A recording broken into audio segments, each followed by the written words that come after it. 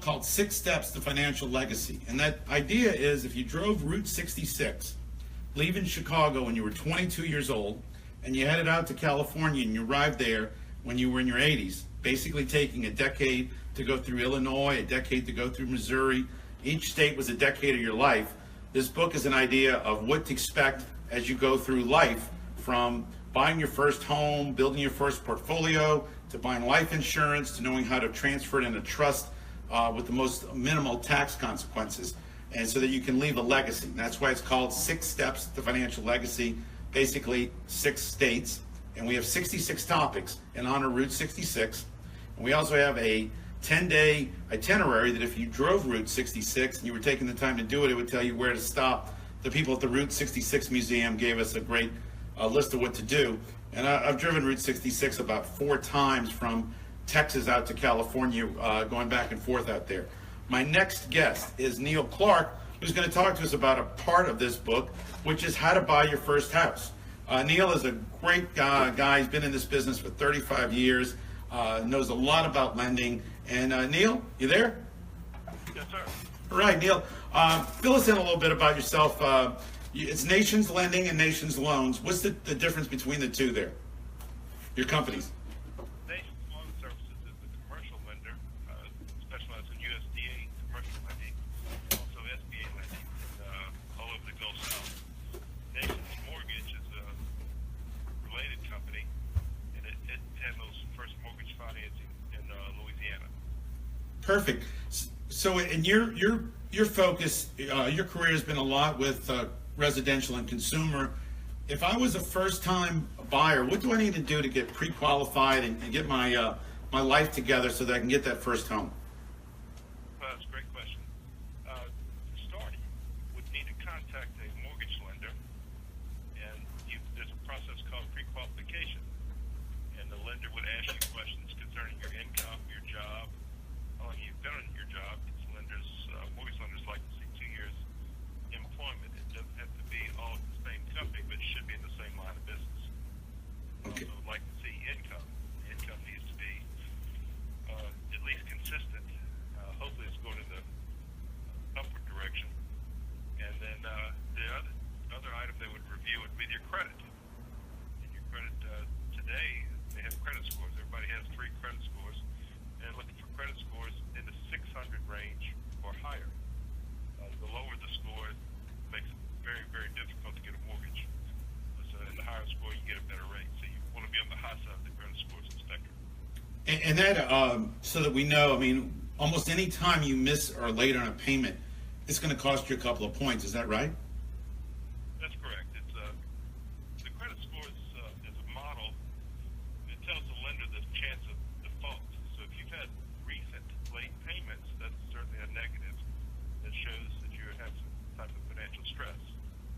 And also an item that they look at is balances. So if you have a credit card, you want to try to maintain a balance of about 30% of the limit, and that's actually an ideal situation to improve your credit score.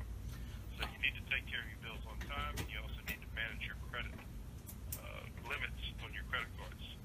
That will help your credit score improve. I remember when I was refinancing, I did pay down some credit cards, and I went from not qualifying to qualifying. It was amazing. The mortgage broker out in California couldn't understand or was surprised at how much of a difference it made to go from having a credit card, having one credit card with say nothing, and another credit card that you had 80% on it.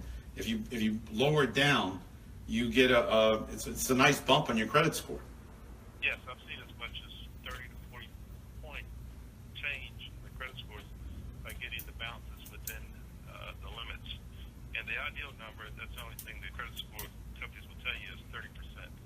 If you on a $1,000 credit card, you need to maintain a $300 balance or less. Okay, and then Neal, what are the ratios? We hear FHA and VA. I mean, like somebody makes $40,000 a year, what type of house note can they be looking at? Or $50,000 if it's easier number to work with. Well, you take the gross income is the gross monthly income before taxes. You take that number, and let's just say somebody's making, let's make it easier with me. He's making $60,000 a year. That's $5,000 a month. Your house ratio needs to be in the 30 to 35% range of 6,000, and your total ratio, which is your housing plus your car loan and any credit cards, needs to be in a 45% ratio. So that's where they're talking about ratios. Housing ratio is the primary one. That's your mortgage note, your insurance, the taxes, any mortgage insurance, all combined, and that compared to your gross monthly income is the housing ratio. All right. And Neal, tell us on the first mortgage, is there anything else we should hit on before we move on to these other two mortgages we're going to talk about? There's different types of mortgages for first-time buyers. There's something called an FHA loan that's 3.5% down. There's a loan called a USDA Rural Development Loan that's actually 100% financing.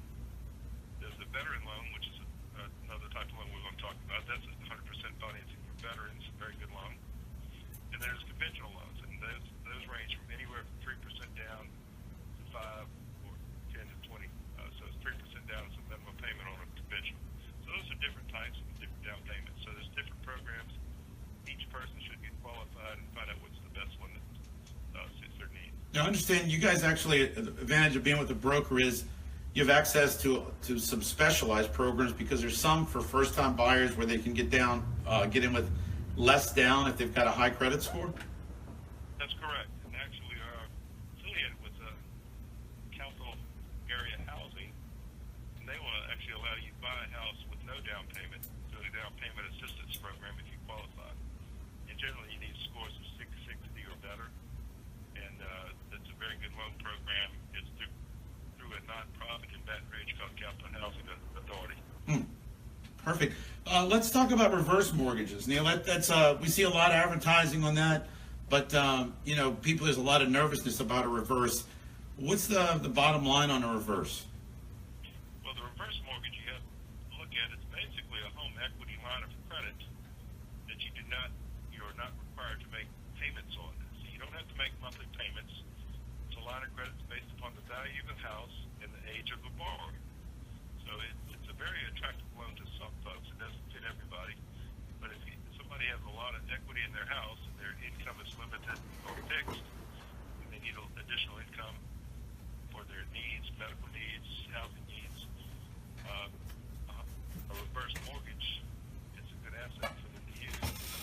When doesn't? I mean, if there's talk of, I think if the house is vacant for a year, if you're not married and that's a situation where the person dies, there's periods there where you have to deal with selling the house, or they're gonna foreclose, I guess, so to speak. Is that true?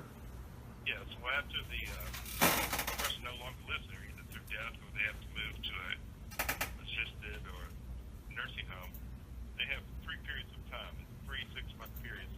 So 18 months did something with the house. The children, if they would like, they could pay the house off, they could sell the house, or they could refinance the balance. But the reverse mortgage requires the borrower, or one of the borrowers, because it can be two, to live in the house, and that's one of the requirements. So it's a house that has to be your primary residence, and you have to live there.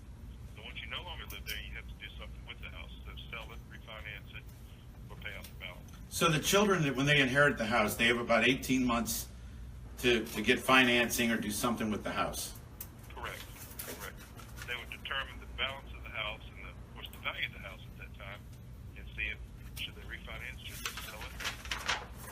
If the parents will live to be 100, they may actually owe as much as the house is worth, and then they would not have to do anything, and the lender would actually take the house and sell it. It's actually a FHA insured loan, so nobody, the borrower or the children, are responsible for the debt. The house stands for the debt. They would call it inland type mortgage. Okay. Neal, we got a break coming on. If you could hang on till after the break, I do want to talk, since Veterans Day is coming up, to give our vets a little advice here as to what programs are available. Because like you said, there's 100% financing for vets. So there's things that our government does to help veterans. If you can hang on for a few seconds, we'll be right back.